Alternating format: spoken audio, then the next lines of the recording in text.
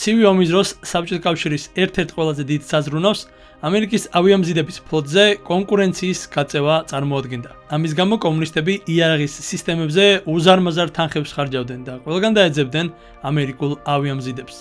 საბჭოელებმა ამ კუთხით საკმაოდ კარგი გამოსავალი მოძებნეს და ჯერ გრანიტის კლასის წყალქვეშა ნავები, შემდეგ კი გაუმჯობესებული მოდიფიკაციის ანტეის კლასის წყალქვეშა ნავები შექმნეს.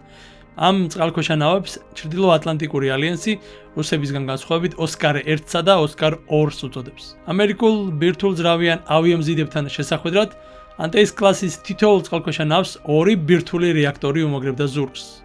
ასეთი სიმძლავრე მათ წყალქვეშ 33 კვანძის განვითარების საშუალებას აძლევდა. სევეროდვინსკში ამ კლასის სულ 11 წყალქვეშა ნავი აშენდა, რომელთაგან 5 საბჭოთა კავშირის ჩრდილოეთის ფლოტს გადაეცა. გრანიტები ანუ ოსკარ 2-ები დიდი ზომის იყო, რადგან მათ პატარა თვითმფრინავის ზომის უზარმაზარი რაკეტები გადაჰქონდათ. თითოეულ ნავს შეეძლო 500 კილოტონიანი ქობინის გადატანა.